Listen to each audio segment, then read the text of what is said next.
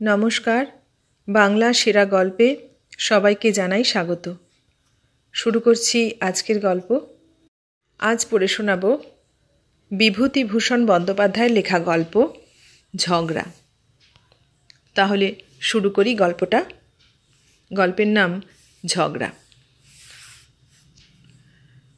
সন্ধ্যার সময় কেশব গাঙ্গুলির ভীষণ ঝগড়া হয়ে গেল দুই কন্যা ও স্ত্রীর সঙ্গে। কন্যা দুটিও মায়ের দিকে চিরকাল। এদের কাছ থেকে কখনো শ্রদ্ধা ভালোবাসা পাননি কেশব। শুধু এনে দাও বাজার থেকে, এই আকড়া চাল মাথায় করে আনো 1.5 কোষ দূরের বাজার থেকে, তেল আনো, নুন আনো, কাঠ আনো, এই শুধু ওদের মুখের বুলি। কখনো একটা ভালো কথা শুনেছেন ওদের মুখ থেকে? ব্যাপারটা সেদিন দাঁড়ালো এইরকম। সন্ধ্যার আগে কেশব গাঙ্গুলি হাট করে আনলেন। তার বয়স 72 বছর। চলতে আজকাল যেন পা কাঁপে। আগের মতো শক্তি নেই আর শরীরে। 2.5 টাকা করে চালের কাঠা। 2 কাঠা চাল কিনে আর তাছাড়া তরিতরকারি কিনে ভীষণ কর্দমময় পিছল পথে কোনো রকমে পড়তে পড়তে বেঁচে গিয়ে কেশব গাঙ্গুলি তো হাটের বোঝা বাড়ি নিয়ে এলেন। স্ত্রী মুক্তকেশী বললে, দেখি কী রকম বাজার করলে? পটলগুলো এত ছোট কেন? কত করে সের? 10 আনা। ও বাড়ির পন্টু এনেছে 9 আনা সের। তুমি বেশি দর দিয়ে নিয়ে এলে, তাও ছোট পটল। ও কখনো 10 আনা সের না। বাহ, আমি মিথ্যে বলছি? তুমি বড্ড সত্যবাদী যুধিষ্ঠির, তা আমার ভালো জানা আছে। আচ্ছা রও, ও পটল আমি ওজন করে দেখব। কেন, আমার কথা বিশ্বাস হলো না? না, তোমার কথা আমার বিশ্বাস তো হয়ই না। সত্যি কথা বলবো তার আবার ঢাক ঢাক গুড় কি? এই হলো সূত্রপাত। তারপর কেশব গাঙ্গুলি হাত পা ধুয়ে রোজকার মতো বললেন, ও ময়না, চাল ভাজা নিয়ে আয়। ময়না কথা বলে না, চাল ভাজার বাটিও আনে না। তাতে বুঝি কেশব বলেছিলেন, কই, কানে কি তুলো দিয়ে বসে আছো নাকি? ও ময়না। ছোট মেয়ে ময়না নিরস সুরে বললে, চাল ভাজিনি। কেন? রোজ রোজ চাল ভাজা খাওয়ার চাল জুটছে কোথা থেকে? তাছাড়া আমার শরীরও ভালো ছিল না। কেন, তোর দিদি? দিদি সেলাই করছিল। এটা খুবই স্বাভাবিক যে 72-73 বছরের বৃদ্ধ কেশব গাঙ্গুলি 10 ভারী মোট বই এনে মেয়েদের এ উদাসীনতায় বিরক্ত হবেন বা প্রতিবাদে 2 কথা শোনাবেন। কিন্তু তার ফল দাঁড়ালো খুবই খারাপ। 5 জনের সামনে বলবার কথা নয়, বলতেও সংকোচ হয়। ছোট মেয়ে ময়না তাকে একটা ভাঙা ছাতির বাঁট তুলে মারতে এলো। মেজ মেয়ে লীলা বললে, তুমি মরো না কেন? মলে তো সংসারের আপদ চোখে। স্ত্রী মুক্তকেশী বললে, অমন আপদ থাকলেও যা, না থাকলেও তা। কেশব গাঙ্গুলি রেগে ঘর থেকে বেরিয়ে গিয়ে বললেন, আমি তোদের ভাত আর খাবো না, চললাম। মুক্তকেশী ও ছোট মেয়ে ময়না একসঙ্গে বলে উঠল, যাও না, যাও। ময়না বললে, আর বাড়ি ঢুকো না, মনে থাকে যেন। শুনে বিশ্বাস হবে না জানি, কিন্তু একেবারে নির্জলা সত্যি। আপন মেয়ে বুড়ো বাবাকে ছাতি তুলে মারতে যায়। কেশব গাঙ্গুলি রাত্রে বাইরের ভাঙা চণ্ডীমণ্ডপে শুয়ে রইলেন। কেউ এসে খেতে ডাকলে না, মাও না, মেয়েরাও না। সত্যিই কেউ ডাকতে আসবে না এটা কেশব বুঝতে পারেননি, ধারণা করতে পারেননি। তাই ঘটে গেল অবশেষে না খেয়ে সমস্ত রাত কাটল কেশব গাঙ্গুলির নিজের পৈতৃক ভিটেতে, স্ত্রী ও 2 কন্যা বর্তমানে। উফ, এ কথা ভাবতে পারা যায়? কেশব গাঙ্গুলি সত্যি কখনো ভাবেননি যে এতটা তিনি হেনস্থার পাত্র তাঁর সংসারে। মেয়েরা বা স্ত্রী তাকে কেউ ভালোবাসে না এ তিনি অনেক দিন থেকেই জানেন, কিন্তু তার বহর যে এতটা তা তিনি ধারণা করবেন কিভাবে? ক্ষুধায় ও মশার কামড়ের যন্ত্রণায় সারা রাত কেটে গেল ছটফট করে। সকালে উঠে আগে কেশব নদী থেকে স্নান করে এসে সন্ধ্যাহ্নিক ও জপ করে নিয়ে প্রতিবেশী যদুনন্দন মজুমদারের বাড়ি চা খেতে গেলেন। যদুনন্দন বললেন, কি কাকা, আজ এত সকালে কি মনে করে? এই কথার উত্তরে কেশব গাঙ্গুলি বললেন, কাল রাত্রের কথা। পরিবার ও মেয়ে দুটির দুর্ব্যবহারের কাহিনী। যদুনন্দনের কাছে এ কথা নতুন নয়। পাড়ার মেয়েদের কানাকানির মধ্যে দিয়ে কেশব গাঙ্গুলির দুরবস্থার কথা অনেকদিন শুনেছেন তিনি। তবুও বিস্ময়ের ভান করে বললেন, সে কি কাকা, বলেন কি, কাল রাত্রে খাননি? এ বড় অন্যায় কাকিমার। ছি ছি, এবেলা আপনি আমার বাড়ি খাবেন, বসুন। কেশব গাঙ্গুলি আর বাড়ি এলেন না। সেখানেই দুপুর পর্যন্ত থেকে আহারের পর যখন বাড়ি এলেন তখন এক ভীষণ কাণ্ড বেঁধে গেল। মুক্তকেশী বললে, আবার বাড়িতে কেন? যাও, দূর হও। যে বাড়িতে গিয়ে নিন্দে রটনা করে এক পাথর ভাত মেরে এলে সেখানেই যাও না। কতদিন খেতে দেয় দেখি একবার। মেয়েরাও বললে, বেশ তো, পরের বাড়ির টোকলা সেধে কতদিন চলে দেখি না, এখানে আবার কেন, যাও না। কাকে কি বলেছি আমি? আহা ন্যাকা, আমরা আর জানি নে। এই তো যদুদার মেয়ে ঘাটে আজ ব্যাখ্যান করেছে সবার কাছে। ওই বুড়ো মানুষ ওকে খেতে দেয়নি, দূর দূর করে তাড়িয়ে দিয়েছে, মেরেছে, সে কত কথা, আমরা শুনিনি কিছু। তা তো মিথ্যে কিছু বলিনি। মেরেছিলাম তোমাকে আমরা, খেতে দিইনি আমরা। তুমি না তেজ করে চণ্ডী মণ্ডপে গিয়ে শুয়ে রইলে, আবার লাগানি ভাঙানি পাড়ায় পাড়ায়। বেশ লাগাও, লাগিয়ে করবে কি? যাও না যেখানে খুশি, আমরা তো বলেছি বেরোও না। ছোট মেয়ে বললে, মরে যাও না, মরেই তো বাঁচি। কেশব গাঙ্গুলি ঘরের মধ্যে ঢুকে কাপড় জামা পরে এবং একটা থলের মধ্যে কাপড় গামছা পুরে নিয়ে তেড়ে ফুঁড়ে বাড়ি থেকে বেরুলেন। বলে গেলেন, বেশ তাই যাচ্ছি, আর তোদের বাড়ি আসবো না, চললাম। মুক্তকেশী চেঁচিয়ে বললে, তেজ করে যেমন বেরুনো হলো তেমনি আর ঢুকো বাড়িতে কালামুখ নিয়ে, দেখবো তেজ, কে জ্বর হলে দেখে তা দেখব। কেশব গাঙ্গুলি হনহন করে বাড়ি থেকে বেরিয়ে চলে গেলেন। হোক জ্বর। নৈহাটি থেকে এখানে এসে পর্যন্ত ম্যালেরিয়ায় ভুগছেন। দুর্বল করে ফেলে দিয়েছে বড়। তা হোক, যা হয় হবে। কেশব গাঙ্গুলি রেলে চাকুরি করতেন। চাকুরি থেকে অবসর নিয়ে নৈহাটিতে বাড়ি করেছিলেন, কিন্তু 12-14 বছর বসে খেয়ে প্রভিডেন্ট ফান্ডের সামান্য টাকা যা বাড়ি তৈরির পর অবশিষ্ট ছিল ক্রমে ক্রমে ফুরিয়ে যেতে লাগল। এখনও ছোট মেয়ের বিয়ে বাকি। টাকা ফুরিয়ে গেলে কি খাবেন? অগত্যা নৈহাটির বাড়ি বিক্রি করে পৈতৃক গ্রামে এসে এই 2 বছর বাস করেছেন। শরিকদের সঙ্গে ঝগড়া করে 2 ঝাড় বাঁশ ও বিঘে 2 ধানের জমির ভাগ পেয়ে যা হোক একরকম চালিয়ে যাচ্ছিলেন। কিন্তু মেয়ে দুটি আর পরিবারের জন্যে সত্যি তার সংসারে বিতৃষ্ণা হয়ে গিয়েছে। মেজ মেয়ের বিয়ে দিয়েছিলেন, কিন্তু স্বামীর চরিত্র ভালো নয়। সে মেয়ে তার কাছেই আছে বিয়ের 2 বছর পর থেকেই। সব দিক থেকেই তার গোলমাল। ভেবেছিলেন ছোট মেয়েটার বিয়ে দিয়ে একরকম নির্ঝঞ্ঝাট হবেন, কিন্তু আর সংসারে তার দরকার নেই। যাদের জন্য চুরি করেন তারাই বলে চোর। সে সংসার আর ধরতে আছে? কেশব গাঙ্গুলি রেলের বোতাম বসানো সাদা কোট একটা নিয়ে বেরিয়েছেন। রেলের ভাড়া লাগবে না। রেলের বোতামওয়ালা কোট দেখলে ছেলে ছোকরা টিকিট চেকাররা একবার চেয়ে দেখে চলে যায়, কিছু জিজ্ঞেস করে না। একটি পয়সা তার নিজের হাতে নেই। 1000 টাকা আছে স্ত্রীর নামে, আর 1000 আছে অবিবাহিত ছোট মেয়ের নামে।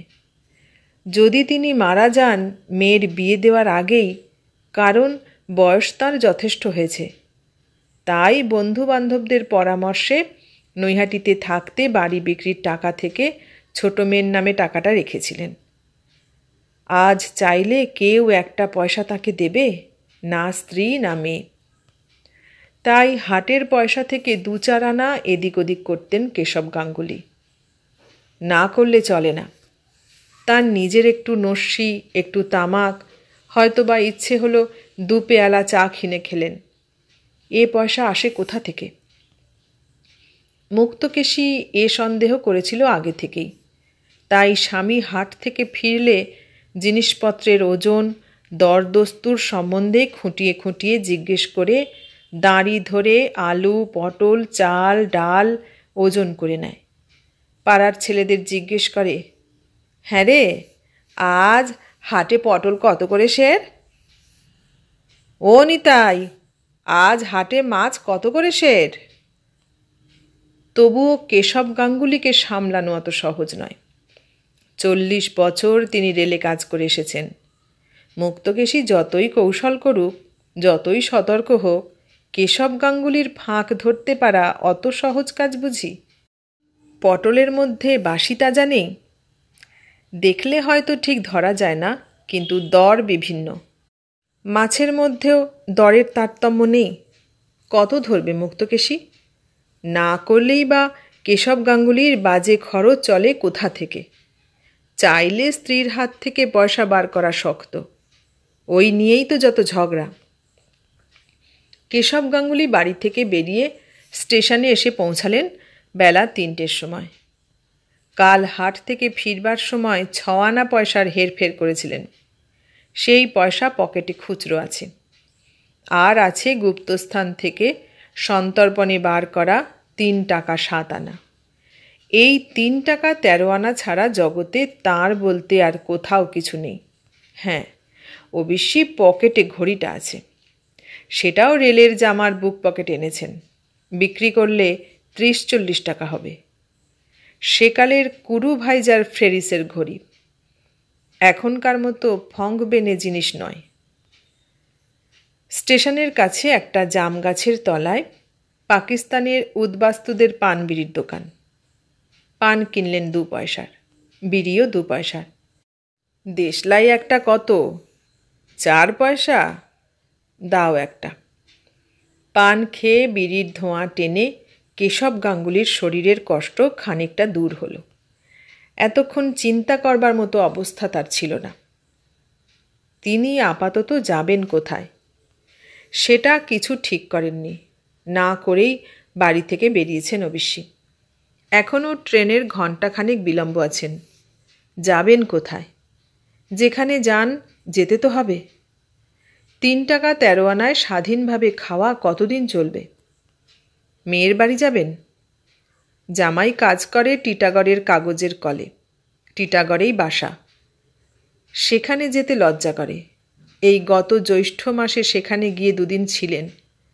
অবশ্যই জামাই ষষ্ঠীর তত্ত্বস্বরূপ নিয়ে গিয়েছিলেন কিছু আম ও 2টো কাঁঠাল। বারবার জামাই বাড়ি যেতে আছে। বিশেষ করে আজকাল রেশনের চালের দিনে কারো বাড়িতেই 1 বেলার বেশি 2 বেলা থাকতে নেই। কি মনে করবে যে কাল পড়েছে। ট্রেন এসে পড়ল। উঠে বসলেন এক কোণে। রেলের জামা আছে, টিকিট লাগবে না। হু হু করে ট্রেন চলল। কাশফুলের ক্ষেতে কাশফুল ফুটতে শুরু করেছে। খুব বৃষ্টি হওয়ায় ধানের ক্ষেত জলে ডুবুডুবু। অনেক জায়গায় এখনও ধান বুনছে। আমন ধান এবার নাবি। খুব ভালো করেছেন কেশব। যখন কাজ থেকে অবসর নিলেন তখন প্রভিডেন্ট ফান্ডের দরুন 9,000 টাকা পেয়েই যদি তা থেকে কিছু ধানের জমি কিনতেন নিজের নামে, তবে আজ স্ত্রী আর মেয়েরা এমন হেনস্থা করতে পারত? স্ত্রী আর মেয়েদের দুর্ব্যবহারের কথা মনে আসায় চোখ দিয়ে জল পড়ল। কোঁচার খুঁটে মুছলেন। কি না করেছেন ওদের জন্যে। ওই ছোট মেয়েটার নৈহাটিতে থাকতে একবার টাইফয়েড হয়েছিল। কেশব গাঙ্গুলি রাত জেগে ঘণ্টায় ঘণ্টায় থার্মোমিটার দেখেছেন, ওষুধ খাইয়েছেন। কই অবহেলা করতে পেরেছিলেন? 160 টাকা খরচ হয়ে যায় সেই অসুখে। ওই স্ত্রী মুক্তকেশীর সেবার হাঁপানির মতো হলো। চুঁচুড়ায় নিয়ে গিয়ে সপ্তাহে সপ্তাহে কবিরাজ দেখানো, অনুপানের ব্যবস্থা করা, পাছে আগুনের তাতে কষ্ট হয় বলে রাঁধতে দিতেন না, রান্নাঘরের কাছে যেতে দিতেন না। রাত্রে শুয়ে ভাবতেন, এই বয়সে হাঁপানি হলো, মুক্তকেশী বড় কষ্ট পাবে, কি করা যায়? রঘুনাথপুরের পীতাম্বর দাসের কাছে হাঁপানির মাদুল পাওয়া যায়, তাই কি আনবেন? কত ভেবেছেন, কত ব্যস্ত হয়েছিলেন। সেই মুক্তকেশী তাকে আজ বললে, বাড়ি থেকে বেরিয়ে যাও, আর এসো না। ছোট মেয়ে বললে, মরো না তুমি, মলেই বাঁচি। তুমি মলেই বাকি। কেন, তিনি কি ওদের জন্যে কিছু করেননি? চিরকাল রেলে টরেটক্কা করেছেন, তবে কাদের জন্যে? খাইয়ে মাখিয়ে বড় না করলে ওরা অত বড় হলো কি করে? আজ কিনা তিনি মরে গেলে ওরা বাঁচে। তিনি আজ সংসারের আপদ, এই ৭৩ বছর বয়সে। এই ৭৩ বছর বয়সেও গত আষাঢ় মাসে যখন কাঠের ভয়ানক অভাব হলো, নিজে বাঁশ ঝাড় খুঁজে খুঁজে শুকনো বাঁশ আর কঞ্চি কেটে গোয়ালে ডাং করেননি, পাছে স্ত্রীর বা মেয়েদের রান্নার এতটুকু অসুবিধে হয় সেজন্যে? এই ভীষণ জলকাদার পথে মোট বয়ে নিয়ে যাননি? যাক, এইসব কথা তিনি বলতে চান না, তবে মনে কষ্ট হয় এই ভেবে যে সংসার কীরকম অকৃতজ্ঞ। যাদের জন্যে সারা জীবন খেটে খেটে গায়ের রক্ত জল করেছেন, তারাই আজ বলে কিনা তিনি মলেই তারা বাঁচে, তাদের কোনো ক্ষতি হবে না। কেশব গাঙ্গুলির মনের মধ্যেটা হা হা করে উঠল দুঃখে। চোখে আবার হু হু করে জল এলো, কোঁচার খুঁটে মুছলেন। আজ যদি টিকিট? কেশব গাঙ্গুলি মুখ তুলে চমকে চাইলেন। একটি ছোকরার টিকিট চেকার সামনে এসে দাঁড়িয়েছে। কেশব গাঙ্গুলি বললেন, রেলওয়ে সার্ভেন্ট। ছোকরা চলে গেল। বেশ ছেলেটি। ওই রকম একটি ছেলে যদি আজ তার থাকতো, তাহলে ওরা এমন কথা বলতে সাহস পেত না। সবই অদৃষ্ট। ছেলে তার হয়নি, হয়েছিল তখন তিনি ৩ পাহাড় স্টেশনের তাঁরবাবু। ছেলের নাম ছিল শান্টু। প্ল্যাটফর্মে হেলে দুলে চলে বেড়াতো। আজও বেশ মনে আছে, তাকে বলতো, বাবা, আমাকে পুরনো টিকিট দেবে? পুরনো টিকিট হাতে পেলেই সে হঠাৎ মুখে পু শব্দ করে ট্রেন ছেড়ে দিত। তারপর ঝক ঝক ঝক ঝক শব্দ করতে করতে প্ল্যাটফর্মের ধারে ধারে খানিক দূর মাথা নাড়তে নাড়তে কেমন যেত। টরেটক্কার টেবিলে কাজ করতে করতে তিনি বসে দেখতেন আর হাসতেন। মালকুলি রামদেওকে বলতেন শিশুকে ধরে বাসায় দিয়ে আসতে। শিশু বুঝতে পারত রামদেও তাকে ধরে নিয়ে যেতে আসছে। সে ছোট পায়ে ছুট দিত আর রামদেও পেছনে পেছনে এ খোকা বাবু, এ খোকা বাবু বলে ছুটত। এ দৃশ্য আজও এই এখুনি চোখের সামনে দেখতে পাচ্ছেন কেশব। ১.৫ বছর বয়সে শান্টু মারা যায়। আজ ৩৬ বছর আগেকার কথা। তবুও যেন মনে হয় সেই সাহেবগঞ্জ স্টেশনের প্ল্যাটফর্মে বড় ঘোড়া নিম গাছটার ছায়ায় আজও শান্টু সেই রকম ছুটে ছুটে খেলা করে বেড়াচ্ছে। শান্টু থাকলে আজ বোধহয় এমন কষ্ট কেশব গাঙ্গুলির হতো না। চোখ দিয়ে এবার ঝরঝর করে জল পড়ল। মনের মধ্যে, বুকের মধ্যে কি একটা যেন ঠেলে ফুলে ফেঁপে উত্তাল হয়ে উঠল। কেশব জানলা দিয়ে বাইরের দিকে তাকিয়ে রইলেন। একটা রাখাল বালক একটা গরুকে কি নির্দয়ভাবেই না প্রহার করছে। খুব বৃষ্টির জল বেঁধেছে ডোবায়, পুকুরে। এক জায়গায় ছোট ছোট ছেলেমেয়েরা গামছা দিয়ে হেঁকে কুঁচো মাছ ধরছে। টেলিগ্রাফের তারে একটা কি পাখি বসে রয়েছে। নৈহাটি। কেশব গাঙ্গুলির চিন্তা সূত্র ছিন্ন হয়ে গেল। তিনি তাড়াতাড়ি গাড়ি থেকে নেমে পড়লেন। সন্ধ্যার আর বিলম্ব নেই। এখানে সাবেক বাসা ছিল। ২-৪ জন বন্ধুর সঙ্গে আলাপ আছে। তাদের কারো বাড়ি যাবার ইচ্ছে নেই। তবুও না গেলে রাত্রে থাকবেন কোথায়? এই অভদ্রা বর্ষাকালে খাবেনই বা কি? রমাপতির বাড়ি যাবেন? রমাপতি কুণ্ডুর বড় গোলদারি দোকান ও রেস্টুরেন্ট। নাম দি কমলাপতি মডার্ন রেস্টুরেন্ট। রমাপতির বড় ছেলের নাম কমলাপতি। তার ছেলে শান্তি ওই রেস্টুরেন্টে বসে, খুব বিক্রি। 4-5টা ছোকরা চা খাবার দিতে দিতে হিমশিম খেয়ে যাচ্ছে। শান্তি তাকে দেখে বললে, এই যে দাদু, আসুন। দেশ থেকে? ভালো সব? ওরে, ভালো করে গরম জলে ধুয়ে 1 কাপ চা দে দাদুকে। আর কি খাবেন? একটা চপ দেবে? ভালো চপ আছে। না, টোস্ট দিক? তবে থাক। কেশব গাঙ্গুলি জানেন এখানে যা খাবেন তার নগদ দাম দিতে হবে এক্ষুনি। আর একবার এরকম হয়েছিল, তাকে খাতির করছে ভেবে চপ, কাটলেট, ডিম যা নিয়ে আসে তাই খান। শেষে হাসি মুখে আপ্যায়িত করে বিদায় নেবার জন্য টেবিলের কাছে যেতেই শান্তি হাসি মুখে বললে, 1 টাকা 13.5 আনা। আজ আর সে ভুল করবেন না। হাতে পয়সা কম। চায়ের 6 পয়সা দাম দিয়ে কিছুক্ষণ বসে রইলেন। শান্তিকে বললেন, তোমার বাবা ভালো? তোমার দাদু বাড়িতে আছেন? আজ্ঞে হ্যাঁ। একবার যাব দেখা করতে? যান না, এখন বৈঠকখানাতেই বসে আছেন। আর শশী কাকা আছেন। আচ্ছা, আসি। কেশব গাঙ্গুলির মনটা খারাপ হয়ে গেল। ব্যবসাদারের চক্ষু লজ্জা নেই। সংসার বড় কঠিন জায়গা। তবুও রমাপতির বাড়িতেই গেলেন। রমাপতি কুণ্ডু তাঁর সমবয়সী। তাকে দেখে খুশি হলো। যত্ন করলে খুব। রাত্রে লুচি, তরকারি, মিষ্টি খাওয়ালে। ভালো গদি পাতা নেটের মশারি খাটানো বিছানায় শুয়ে কেশব মশারির চালের দিকে চেয়ে দীর্ঘ নিঃশ্বাস ফেললেন। পরের এমন সুন্দর বিছানাতে কদিন তিনি শোবেন? তাঁর আশ্রয়স্থল তো বৃক্ষতল। এরা না হয় আজ রাত্রেই খাতির করে আশ্রয় দিয়েছে। কেন অপরের অদৃষ্টে এত সুখ থাকে আর তার অদৃষ্টে এমন ধারা? এই তো রমাপতিকে দেখলেন। তার নাতনিরা কত যত্নে বাতাস করতে লাগলো খাওয়ার সময়।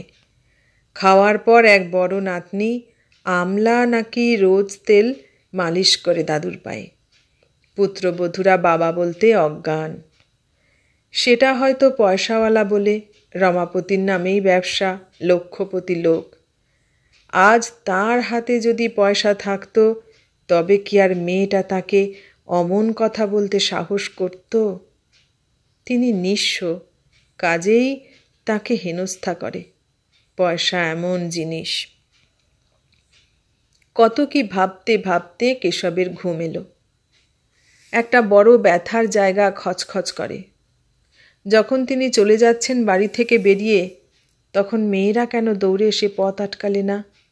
স্ত্রী কেন ছুটে এলো না? সব মিথ্যে, সব ভুয়ো, সব স্বার্থের দাস। দয়া, মায়া, স্নেহ, মমতা পৃথিবীতে নেই। রমাপতি কুণ্ডু লক্ষপতি, তাই আজ নাতি নাতনি তার পায়ে তেল মালিশ করে। পুত্রবধূরা দুধের বাটি মুখে ধরে। যদি তার টাকা থাকতো, তার আদরও ওই রকমই হতো। সকালে উঠে রমাপতি কুণ্ডু বললেন, গঙ্গা স্নান করবেন না গাঙ্গুলি মশায়? গঙ্গাহীন দেশে থাকেন, গঙ্গা স্নানটা করলে ভালো হতো। দুজনে গঙ্গা স্নান করে এলেন। তারপর রমাপতির ছোট নাতনি তাদের দুজনের জন্যে শ্বেতপাথরের রেকাবিতে কটা পেঁপে, কলা, নাশপাতির টুকরো আর সন্দেশ, রসগোল্লা ও চমচম নিয়ে এলো। কেশব গাঙ্গুলিকে বললে, দাদু, আপনার রান্নার জোগাড় কি এক্ষুনি করে দেব, না একটু দেরি হবে? অর্থাৎ এরা গন্ধ বণিক। ভাত রেঁধে দেবে না ব্রাহ্মণের পাতে। রাত্রে লুচি খাওয়াতে পারে, কিন্তু দিনে ভাত রেঁধে খেতে হবে। কেশব বললেন, আমি চলে যাব আজ দিদি। রমাপতি কুণ্ডু বললে, সে কি কথা গাঙ্গুলি মশাই? আজ ওবেলা আপনাকে নিয়ে হরিসভায় ভাগবত পাঠ শুনতে যাব ঠিক করে রেখেছি। রমাপতির নাতনি টুনিও বললে, আজ যাবেন কি দাদু? আজ আমরা ওবেলা তালের ফুলুরি, তালের ক্ষীর করব। আপনি আর চলে যাবেন, যেতে তো দিলাম। কেমন সুখের সংসার, কেমন মিষ্টি কথাবার্তা, মিষ্টি ব্যবহার। লক্ষ্মী যেখানে বিরাজ করেন সেখানে কি কোনো জিনিসের ত্রুটি থাকে? সারাদিন বড় আনন্দে কাটল। খাওয়া দাওয়ার প্রচুর ব্যবস্থা। সন্ধ্যার দিকে গঙ্গার ধারের হরিসভায় অজামিলের উপাখ্যান শুনতে গেলেন দুজনে। ব্যাখ্যাকারী নবদ্বীপের গোস্বামী বংশের লোক, বড় সুন্দর বোঝাবার ও বর্ণনা করবার ক্ষমতা। ভগবান অমন মহাপাপী অজামিলকে কৃপা করেছিলেন, শুধু বিপন্ন হয়ে সে কাতরে তাকে মৃত্যুকালে ডেকেছিল বলে। তিনি কি এতই পাপ করেছেন? ভগবান নিশ্চয় তাকে ঠেলে ফেলে দেবেন না দূরে, কিন্তু কোথায় কিভাবে স্থান দেবেন ভেবে পাওয়া যাচ্ছে না। আহা, জগতে এত সুখ, এত আনন্দ চারিদিকে, অথচ তাঁরই ভাগ্যে সব এমন হলো কেন? আসবার সময় রমাপতি কুণ্ডুকে বললেন, বেশ আছেন কুণ্ডুমশাই না? আপনার আশীর্বাদে। আমায় একটা চাকরি করে দিন না। কী রকম চাকরি? এই ধরুন, কারো বাড়িতে থেকে ছেলে পড়ানো, কি হাট বাজার করা। পাগল, আমাদের এই বয়সে কি পরের চাকরি করা চলে দাদা? কেন, চিরকাল চাকরি করে এসে বুঝি বাড়ি থাকতে ভালো লাগছে না? তা হোক, বাড়ি বসে ভগবানের নাম করুন গে। না, বোঝাতে পারলেন না। সব কথা বলা যায় না। কাল এখান থেকে চলে যেতে হবেই। রাত্রে আবার সেই লুচি, মাছ, মিষ্টি, দুধ। কি খাওয়া দাওয়া এ বাড়ির! কী সব আটপৌরে শাড়ি পরেছে মেয়েরা, বিদ্যুতের আলো, পাখা, কত সুখে এরা আছে, কেমন খাওয়া দাওয়া। মুক্তকেশীকে মেয়েদের কী যত্নে তিনি রেখেছেন। চিরকাল রেলের ঘুপচি বাসায় বাস করে এসেছে, এখন দেশে গিয়ে দুবেলা ধান সেদ্ধ করতে হয়, খাড়ে কেচে কাপড় পরতে হয়। থোর আর এঁচড়ের তরকারি ছাড়া মাছ মাংস হয় মাসে কদিন। হাতে পয়সা কোথায়? কোনো ভালো জিনিস দিতে পারেন ওদের মুখে আজকালকার বাজারে? লুচি ছেঁটতে গিয়ে কেশব গাঙ্গুলির চোখে জল এলো। মাছের মুড়ো, কতকাল মাছের মুড়ো খাননি, ওদের খেতে দিতে পারেননি। কি সুখে রেখেছেন ওদের। টুনি বলল, চমচম দুটোই খেয়ে ফেলুন দাদু, গরম লুচি নিয়ে আসি। পরদিন সকালে রমাপতি কুণ্ডুর বাড়ি থেকে চলে গেলেন কেশব।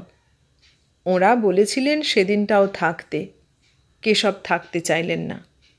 তাতে দুঃখ ঘুচবে না, একটা চাকরি পেলেও হতো। এখানে সেজন্যই আসা। ওদের বাড়ি থেকে বেরিয়ে গঙ্গার ধারের দিকে চললেন। একটা নির্জন স্থানে বসে কতক্ষণ ভাবলেন। জগতে কেউ কাউকে ক্ষমা করে না। মুক্তকেশীর ওপর হয়তো কোনো সময় অন্যায় কিছু করে থাকবেন, তা ওরা কখনো ভুলবে না। প্রতিশোধ নেবার সময় এলেই প্রতিশোধ নেবে। এই কি জগতের নিয়ম? এ জগতে কেউ কি ভালোবাসার নেই? বিচার করবার, দণ্ড দেবার সকলেই আছে। বেলা দুপুর হলো। একটা হোটেল থেকে কিছু খেলেন হুগলিতে। হুগলি থেকে গেলেন ব্যান্ডেলে। উদ্দেশ্যহীন ভ্রমণ। রাত হয়ে আসছে। এই বর্ষায় থাকবেন কোথায়? রাত্রে ভীষণ বৃষ্টির মধ্যে স্টেশনের একটা বেঞ্চির ওপর শুয়ে রইলেন। শীত করতে লাগলো ঠান্ডা বাতাসে। গায়ে দেবার কিছু আনা উচিত ছিল, আনা হয়নি, ভুল হয়ে গিয়েছে। ভুল, ভুল, সব ভুল জীবনে। চাকরি করা ভুল, বিয়ে করা ভুল, সংসার করা ভুল, সন্তান উৎপাদন ভুল, কারো কাছে স্নেহ মমতা আশা করা ভুল, সব ভুল। জীবনটা একটা মস্ত ভুল, একটা মস্ত ফাঁকা, একটা মস্ত ফাঁকি। না, ওসব আর তিনি ভাববেন না। 4 দিন পরে কেশব গাঙ্গুলির হাতের সব টাকা ফুরিয়ে গিয়েছে। ব্যান্ডেল স্টেশনের বেঞ্চিতে শুয়ে কদিন কাটল। কাল থেকে কিছু খাওয়া হয়নি। খুব খিদে পেয়েছে। চলবেন কি করে? তার শরীর ঝিমঝিম করছে খিদেতে। ৭৩ বছর বয়সে খিদে সহ্য করবার মতো শক্তি নেই তার। সত্যি বড় খিদে পেয়েছে। কি করবেন এখন? ঘড়িটা বেচবেন? মনে পড়ে তার প্রথম যৌবনে তিনি ব্যান্ডেল স্টেশনের সিগন্যাল ক্লার্ক ছিলেন। ওই তো তার সেই ঘর, সেই টেবিল, সব সেই রকমই আছে। তার কোয়ার্টার্স এখানে ছিল না। গঙ্গার ধারে একটা ছোট বাড়ি ভাড়া করে পিসিমাকে নিয়ে থাকতেন। বাসার কাছে একটা ঘোড়া নিম গাছ ছিল। ৫০ বছর আগেকার কথা, অর্ধ শতাব্দী। আশ্চর্য, সেই টেলিগ্রাফের টেবিলটা আজও আছে। মুক্তকেশীর সঙ্গে তখন সবে বিয়ে হয়েছে। ঘোড়া নিম গাছের তলাকার সেই বাসায় মুক্তকেশী ঠিক সন্ধ্যা ৭টার সময় জানলার কাছে এসে দাঁড়িয়ে থাকত। তিনি ফিরবেন তাকে দেখবে বলে। ষোড়শী বালিকা মুক্তকেশী। কি হাসি ছিল মুখের! চোখ হাসত তাকে দূরে পথের উপর দেখতে পেয়ে। আছে সেই বাড়িটা আজও? তাদের দুজনের অতীত যৌবনের সুখের প্রহরগুলিতে সাক্ষী সেই বাড়িটা। একদিন বললেন, আচ্ছা মুক্ত, তুমি দাঁড়িয়ে থাকো কেন জানলায়? মুক্ত বলেছিল, তুমি আসো তাই। কেন? পথের ওপর দেখতে পেয়ে খুশি লাগে। কতক্ষণ দেখিনি। মন কেমন করে? তা করে না? একদিন মনে আছে তাকে জানলা থেকে বললে, আজ কি করেছি বলো তো তোমার জন্যে? কি গো? ডালপুরি। সত্যি? হ্যাঁ, এসে দেখো। তারপর তিনি বাড়িতে ঢুকলে তাকে পাখার বাতাস দিয়ে সুস্থ করে মুক্ত পিঁড়ি পেতে বসিয়ে ১৬-১৭ খানা গরম ডালপুরি খাইয়েছিল কত যত্ন করে। আর সেই মুক্তকেশী আজ ৫০ বছর পরে তাকে দূর দূর করে বাড়ি থেকে তাড়িয়ে দিল। আজ যখন মুক্তকেশীর সেবা সবচেয়ে তার দরকার হয়েছে, তখন চোখ দিয়ে জল বেয়ে পড়ল হু হু করে কেশব গাঙ্গুলির। কেমন যেন মনে হলো সব শূন্য। ওই আকাশের নিরালা মেঘগুলির মতোই তার মন শূন্য, জীবন শূন্য, নিরালা নিরবলম্বন। পৃথিবীতে কেউ তার কোথাও নেই। ৫০ বছর আগের সেই ষোড়শী রূপসী মুক্তকেশীকে আজ আর কোথাও খুঁজে পাওয়া যাবে না। কোন অজানা দিগন্তে সে মিলিয়ে গিয়েছে বহুকাল আগে। জীবনটা কেন এত বড় ফাঁকি, এত বড় মিথ্যে, এত বড় জুয়োচুরি? আরে গাঙ্গুলি বাবু যে, কোথায় ছিলেন এতদিন? কেশব চমকে পিছন ফিরে চেয়ে দেখলেন একজন মধ্যবয়স্ক টিকিট চেকার। ওর নামটা তিনি জানতেন। এইমাত্র তিনি হঠাৎ ভুলে গেলেন। বুড়ো হয়েছেন, মুখ দেখে এখন আর ভালো বলতে পারেন না। বাড়ি ছিলাম ভাই। তারপর এখানে কি মনে করে? বৌদির সঙ্গে ঝগড়া করে নাকি? কেশবের মুখ বিবর্ণ হয়ে গেল। কাষ্ঠ হাসি হেসে বললেন, হ্যাঁ ভাই, সেসব তাই বটে। চলুন সাহেবগঞ্জ পর্যন্ত বেরিয়ে আসা যাক। চেক করতে বেরিয়েছি, চলুন আমার সঙ্গে। সেকেন্ড ক্লাসে তুলে দিচ্ছি, আসুন। খাবো কোথায়? আপনি খাননি এখনো? বর্ধমানে খাওয়াবো, চলুন। জিনিসপত্র কিছু আছে? কিছু না। তবে চলুন।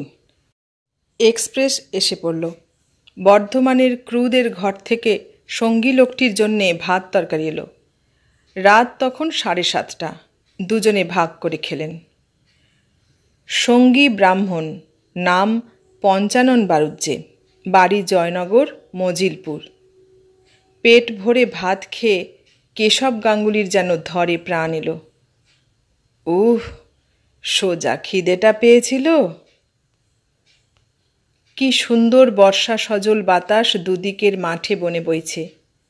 কুরচি ফুলের সুবাস মাঝে মাঝে আসে বাতাসে। এই সব বন, এই অন্ধকার আকাশ, নক্ষত্রের দল কেমন যেন তাকে বহুদূরের সঙ্গীহীন একক জীবনের বাণী এনে দিচ্ছে। নিঃসঙ্গ জীবনে কত দূরে কোথায় যেন যাচ্ছেন তিনি।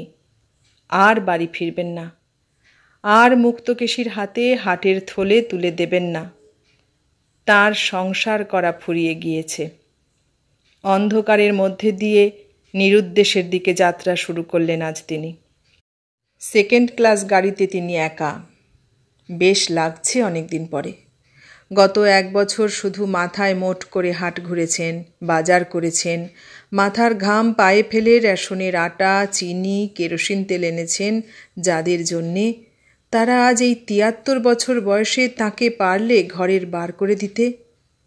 পয়সার তার দরকার নেই, পয়সা সব মুক্তকেশীর হাতে থাকুক, তার পয়সাকেই ওদের দরকার, তাকে নয়তো। বেশ, পয়সাই রইল, চললেন তিনি। সাঁইথিয়া। অনেক রাত হয়েছে, এবার একটু ঘুমুলে হতো না? সারাদিন টোটো করে বেরিয়েছেন ব্যান্ডেলে। এই সাঁইথিয়াতে একবার তিনি রিলিফে এসেছিলেন মনে আছে, বহুকাল আগে। তখন মুক্ত বলে দিয়েছিল, রোজ 1খানা করে চিঠি দিও। 8খানা পোস্টকার্ড সঙ্গে দিয়ে দিয়েছিল। হঠাৎ মনে পড়ে গেল কথাটা। সাঁইথিয়াতে তখন বিধুভূষণ রায় ছিলেন স্টেশন মাস্টার। তার বাড়িতেই খাওয়া দাওয়া হতো। বিধুবাবুর ছেলে সদানন্দ তাঁর চেয়ে কিছু ছোট। সদানন্দ ও তিনি একসঙ্গে তাস খেলতেন, কাছাকাছি একজন ভদ্রলোকের বাইরের ঘরে বসে। একবার একটা পাকা কাঁঠাল বিধুবাবু নামিয়ে নিলেন গার্ডের গাড়ি থেকে। কাঁঠালটা আধ পচা। সদানন্দ বললে, দাদা, মা বলেছেন ক্ষীর কাঁঠাল খাবেন ওবেলা। কেশব বললেন, ধুর, ওর বিচি ছাড়া আর কিছু পাওয়া যাবে না। আমি বলছি পাওয়া যাবে। কক্ষনো না। বাজি, কি বলো? বউ দিদিকে 3 দিন চিঠি দিতে পারবেন না দাদা। অত কি টেবিলে বসে লেখেন? খুদে খুদে লেখাতে 1খানা পোস্টকার্ডে 1খানা খামের কাজ করে নেন। ফেলবেন বাজি? রাজি হননি কেশব। মুক্তকে চিঠি না দিয়ে থাকা অসম্ভব। সে একা সেই ব্যান্ডেলের সেই ছোট্ট বাসাতে বসে তার জন্যে দিন গুনছে। রোজ ঘোড়া নিম গাছটার তলায় পিয়নের আবির্ভাবের অপেক্ষায় বসে থাকে খাওয়া দাওয়ার পর জানালাটিতে। তাকে 3 দিন চিঠি না দিয়ে বঞ্চিত করতে পারবেন না, তা কখনোই হয় না। সেসব দিন কি খুব দূরে চলে গিয়েছে? বড্ড পেছনে ফেলে এসেছেন কি? স্বপ্নের মতো মনে হলো, আবছায়া আবছায়া, সব মিলে একাকার হয়ে যাচ্ছে। মুক্তকেশী, শান্ট, ব্যান্ডেল, 3 পাহাড়, প্রথম যৌবন, 73 বছরের বার্ধক্য, স্বপ্ন। কাঁদছেন নাকি আবার তিনি? তাই তো, কোটের গলার কাছটায় ভিজে। না, কাঁদবার কি আছে? বুড়ো বয়সে চোখ পানসে হয়ে যায়, কাঁদবেন কেন তিনি? গাঙ্গুলিবাবু ঘুমোলেন? অমনভাবে শুয়ে কেন? শরীর খারাপ হয়নি তো? পঞ্চানন চক্রবর্তী চলন্ত গাড়ির দরজা খুলে ঢুকল। সাঁইথিয়া থেকে একমাত্র ট্রেন ছেড়েছে। কেশব যেন চমকে উঠলেন। বললেন, না তো, একটু চা খেয়ে নিন আগের স্টেশনে। এত রাত্রে চা? পাগল হয়েছ ভায়া?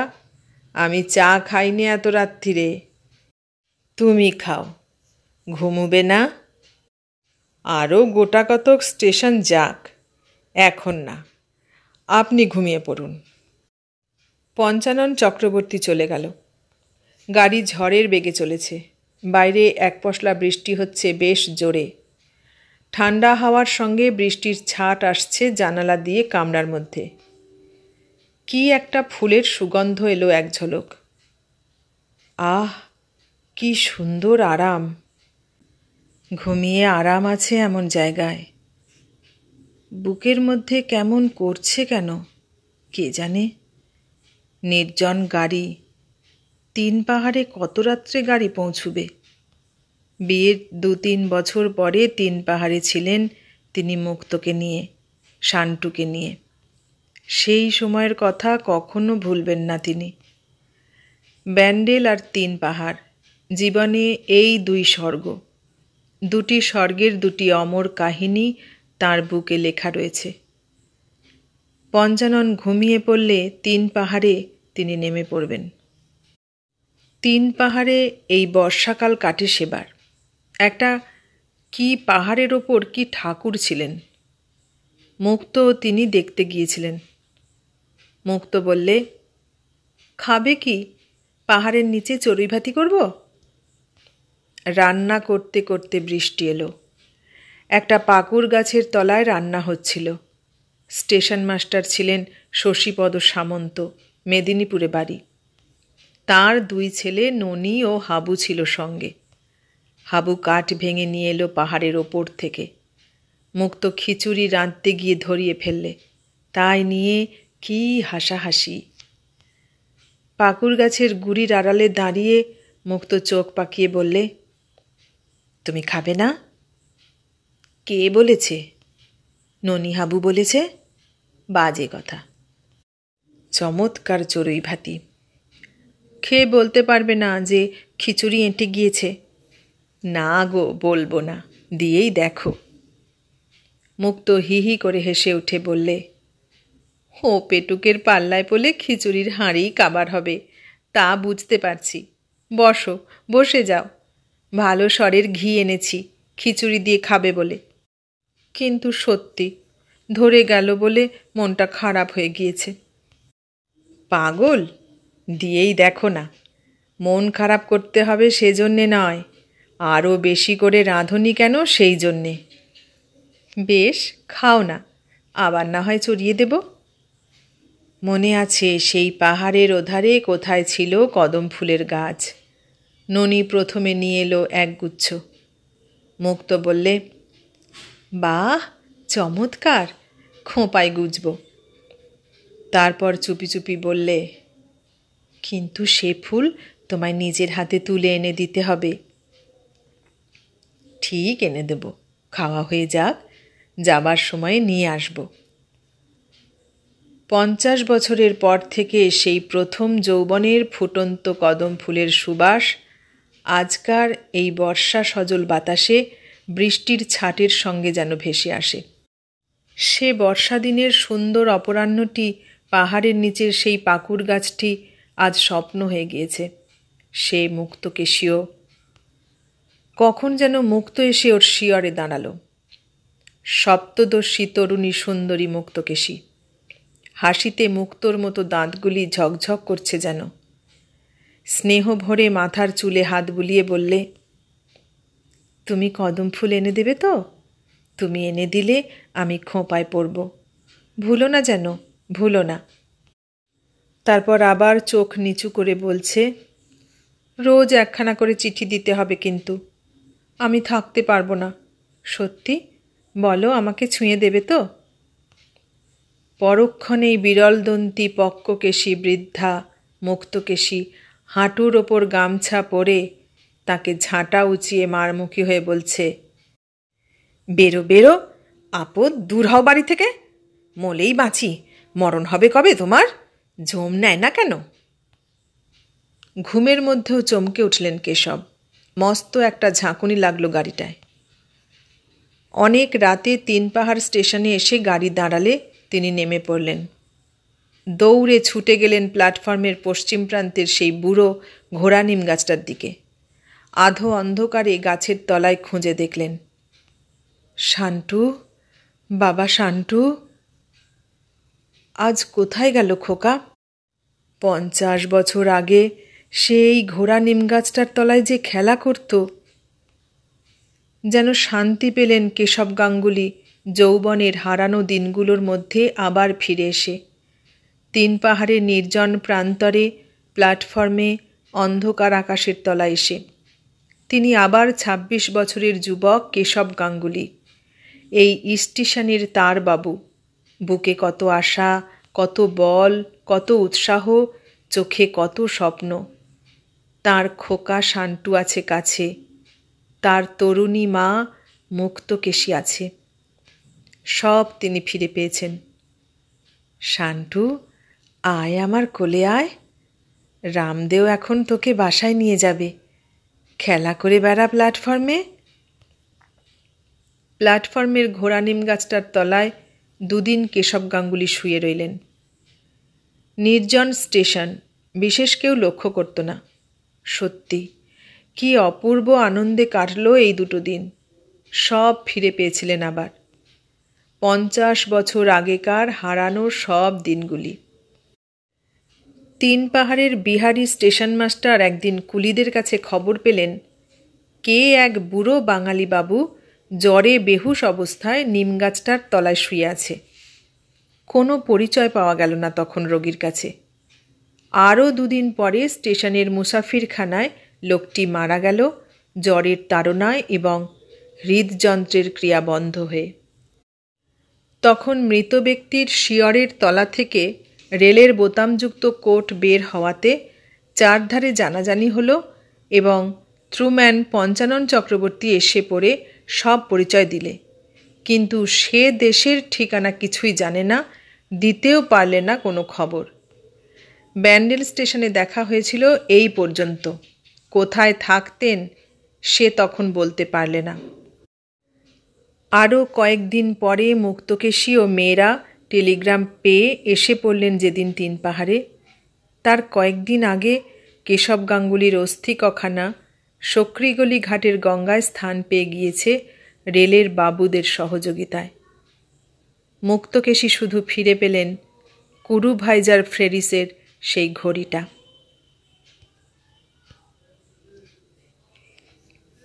এতক্ষণ শুনলে বিভূতিভূষণ বন্দ্যোপাধ্যায়ের লেখা গল্প ঝগড়া। কেমন লাগলো গল্পটা? ভালো লাগলে লাইক, কমেন্ট, শেয়ার করো। আর নতুন বন্ধু হলে সাবস্ক্রাইব করার অনুরোধ রইল। সবাইকে অনেক ধন্যবাদ জানিয়ে আজ এখানেই শেষ করলাম।